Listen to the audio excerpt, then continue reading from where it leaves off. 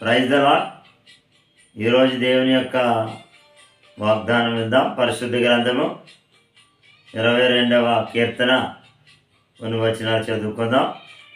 నా దేవా, నా దేవా, నీవు నన్ను ఎలా విడనాడితివి, నన్ను రక్షింపక నా ఆర్తధ్వని వినక నీవేళ దూరముగా ఉన్నావు. నా దేవా, పగలు నేను మొరపెట్టుచున్నాను, రాత్రి వేళను నేను మౌనముగా ఉండటలేదు. అయినను నీవు నాకు ఉత్తరం ఇవ్వకున్నావు. నీవు ఇజ్రాయేల్ చే స్తోత్రములను ఆశీనుడై ఉన్నావు.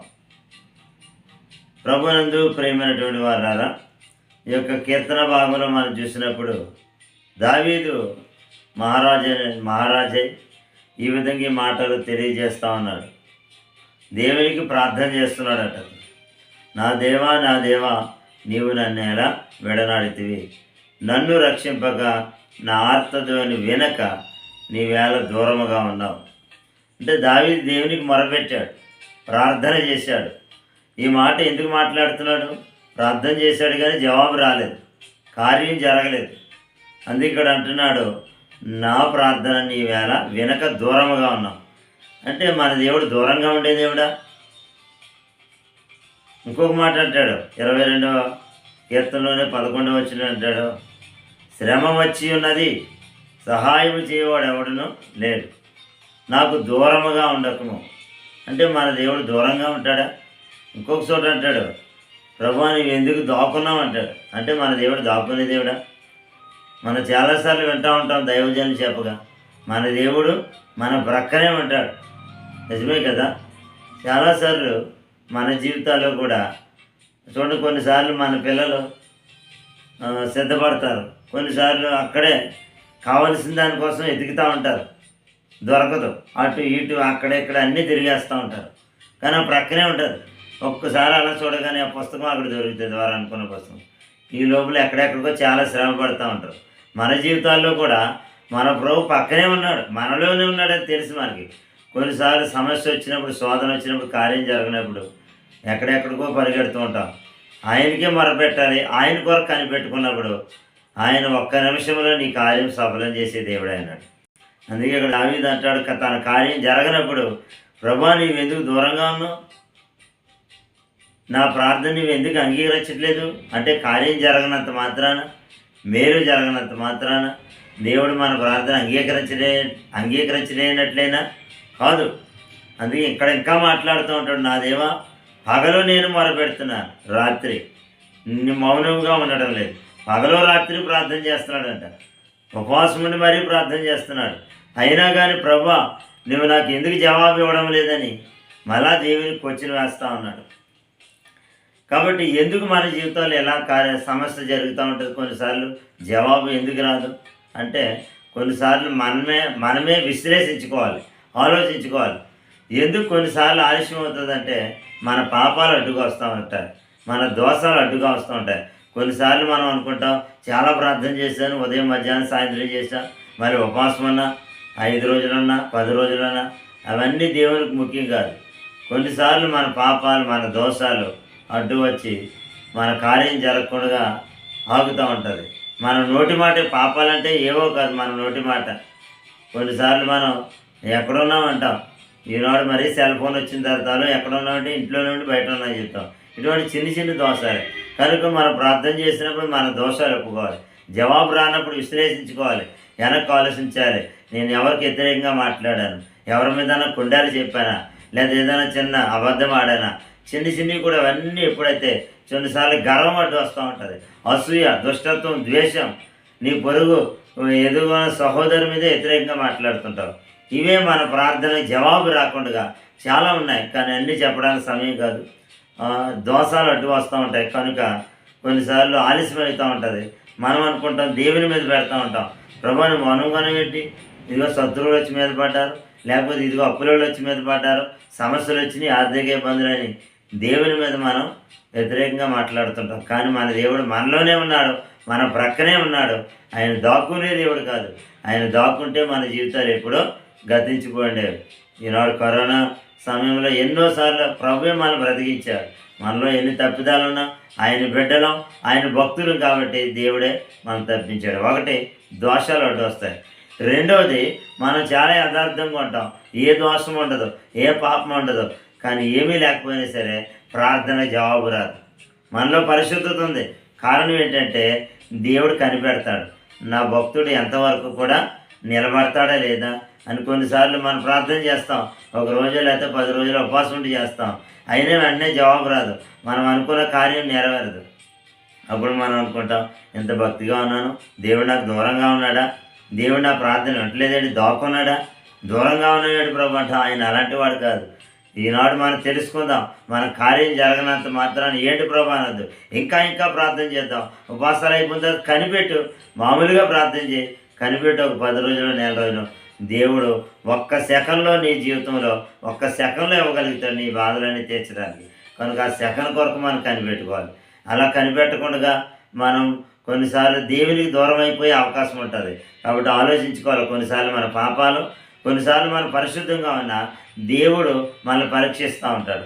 అలా పరీక్షించే దేవుడు కనిపెట్టకుండా మనం కంగారు పడి, చాలామంది లోకంలో కలిసిపోయిన వాళ్ళు ఉన్నారు, దేవుడిని విడిచిపెట్టిన వారు ఉన్నారు, విగ్రహారాధనలో కలిసిపోయిన వారు ఉన్నారు.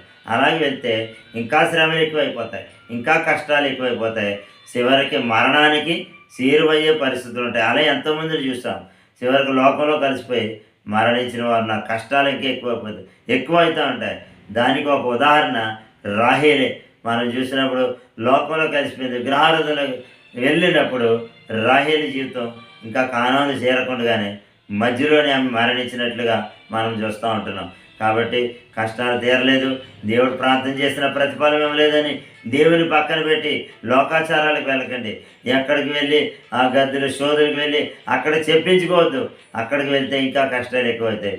దేవునికే మొరపెడదాం, దేవుని కొరకే కనిపెట్టుకుంటే దేవుడు ఒక రోజున సహాయం చేస్తాడు. అందుకే చివరిగా ముగించుకుందాం. దావీదు చివరిగా స్తుతించడం మొదలుపెట్టాడు. ఎప్పుడైతే మన జీవితంలో కార్యం జరగలేదో ఇంకెప్పుడు స్తోత్రాలు చెల్లించడం మొదలుపెట్టు. అబ్రహాము దేవ, ఇస్సాకు దేవ, అయ్యస్, దానియేలు, షడ్రక్, మేషేకు, అబేద్నెగోలతో ఉన్నాం, ఇదిగో యేసుక్రీస్తు వారితో ఉన్నాం, పౌలు శీలతో చెరసాల్లో ఉన్నాం, వాళ్ళందరిని ఆదుకున్నాం, దానియేలుతో ఉన్నాం, ఇదిగో మోషేతో ఉన్నాం అని ఎక్కువ స్తోత్రాలు భక్తులందరూ ఎత్తిపట్టు. ఒక రోజున దేవుడు నీ జీవితంలో అద్భుతం చేస్తాడు. 3వ వచనం 22వ కీర్తన 3వ వచనం అంటాడు, నీవు ఇశ్రాయేలు స్తుతి స్తోత్రాల మీద ఆశీర్వాడు అయినావు. పితరులను జ్ఞాపకం చేసుకుంటున్నాడు. మా పితరులు నీ అందరూ నమ్మిక ఇచ్చిరి. పితరులు అనగా దానియేలు, అబ్రహాము, ఇస్సాకు ఇలాంటి వారు నీ అందరూ నమ్మిక ఇచ్చారు. నీ అందరూ నమ్మిక ఇచ్చగా వారిని సిగ్గుపడకపోయేది. వారిని నీవు రక్షించావు, వారిని నీకు మొరపెట్టారు, విడుదల పొందారు. నీ అందరూ నమ్మిక ఇచ్చి సిగ్గుపడకపోయేది. కనుక నేను కూడా చివరిగా నీ అందరూ నమ్మిక ఇచ్చుతున్నాను. నువ్వెప్పుడు చేస్తావో నీ కొరకే 130 కీర్తన అంటాడు, సహనంతో కనిపెట్టుకున్నానని దావీదు చెప్తూ ఉంటాడు. దేవుని గణపరచడం మొదలుపెట్టాడు. 9వ వచనంలో, గర్భము నుండి నన్ను తీసినవాడు నీవే కదా, నా తల్లి యొద్ద స్తన్యపానం చేయించుండగా నీవే కదా నాకు నమ్మిక పుట్టించావు. నా తల్లి నన్ను కన్నది మెలుకొని నీవే నా దేవుడు. శ్రమ వచ్చి ఉన్నది, అయినా నేను నీ కోసమే ఎదురు చూస్తాను, నేను ఇంకెక్కడికి వెళ్ళను, నీ పాదాలే పట్టుకుంటాను అన్నప్పుడు 23వ వచనంలో అంటాడు, యెహోవా యందు భయభక్తులు గలవారా యెహోవాను స్తుతించుడి, యాకోబు వంశస్థులారా ఆయన స్తుతించుడి, ఇశ్రాయేలు వంశస్థులారా ఆయన స్తుతించుడి. ఆయన బాధ పడువాని బాధను తృణీకరింపలేదు, ఆయన అసహ్యపడలేదు, తన ముఖమును నాకు దాచలేదు. వాడు ఆయనకు మొర్రపెట్టగా ఆయన ఆలకించాను. చివరిగా మొరపెట్టగా దేవుడు ఆలకించాడు. అప్పుడు మహాసమాజంలో నిన్ను గూర్చి నేను కీర్తన, ఇప్పుడు కీర్తన పాడుతున్నాడు, సాక్ష్యం ఇస్తా ఉన్నాడు దావీదు. ఇలా ఎన్నో జీవితంలో. కనుక మీ జీవితంలో ఈ మాటలు వినిచిన జాగ్రత్త, ఆలోచించండి. జవాబు రానంత మాత్రాన వెనదిరగవద్దు. నీ పాపాన్ని జ్ఞాపం చేసుకో, నీ తప్పుదలు, చిన్న చిన్న తప్పుదలు. ఒకవేళ ఏమీ లేకపోతే దేవుడు నన్ను పరీక్షిస్తున్నాడేమో. అబ్రహామును పరిశోధించాడు, నిలబడ్డాడు, కుమారుని చంపలేదు, అదే కుమారుని బ్రతికించాడు. మనం కూడా దేవుని మీద ఆధారపడదాం, దేవుని నమ్ముకుందాం. దేవుడి కొద్ది మాట దీవించి ఆశీర్వదించును గాక. ఆమేన్. ప్రార్థన. పరిశుద్ధాత్మ దేవుడానికి వందనాలు. మహాగణుడ, మహోన్నతుడ, సర్వోన్నతుడ, మీ ఘనమైన శ్రేష్టమైన పరిశుద్ధమైన నామానికి వందనాలు. ఈ రోజున ఆయన మరొక దినాన్ని మాకు ఇచ్చారు. ఈ రోజంతా పగలు రాత్రి నీ సన్నిధి, నీ ప్రసన్నత మాకు, మా కుటుంబాలకి, బిడ్డలకి మీరు దయచేయండి. వారి రాకపోకలు మీ సన్నిధి తోడించండి. వారి ఉద్యోగాల్లో, వ్యాపారాల్లో, అయ్యా వారి వ్యవసాయాల్లో, వారి పరిపాట్లో మీ తోడించండి. బిడ్డలకు చదువులో జ్ఞానములు దయచేయండి. రాకపోకలు క్షేమ భద్రత మీరు దయచేయండి. ఈరోజు ఎవరైతే ప్రభా బర్త్డే కార్యక్రమం చేసుకున్నారో, మ్యారేజ్ డే చేసుకుంటున్నారు ప్రభా, అటు వారందరినీ దీవించే ప్రభు నాయన. ఇదిగో నాయన నీ ఆశీర్వాదములతో నింపండి అయ్యా. పరలోకం నుంచి దక్షిణాస్తమ సాక్షి నాయన. ఈరోజు ఎవరెవరి శుభకార్యాలు చేసుకుంటారో ఆ ప్రతి కార్యముల్లో నాయన నీ సన్ని తోడించమని ప్రార్థిస్తున్నా ప్రభా. అలాగే దూరదేశంలో ఉన్న మా సంఘ బిడ్డలు మీరు కాపాడు నాయన. ఈ మాటలు ఎవరెవరు ఉన్నారు, ఏ దేశాల్లో ఉన్నా, ఏ రాష్ట్రాల్లో ఎక్కడెక్కడ ఉద్యోగాలు చేస్తున్నారో, ఎవరినైనా వ్యాపారాలు చేస్తున్నారో, సేవలు చేస్తున్నారో వారందరూ దీవించి ఆశీర్వదించమని ప్రార్థిస్తున్నా ప్రభా.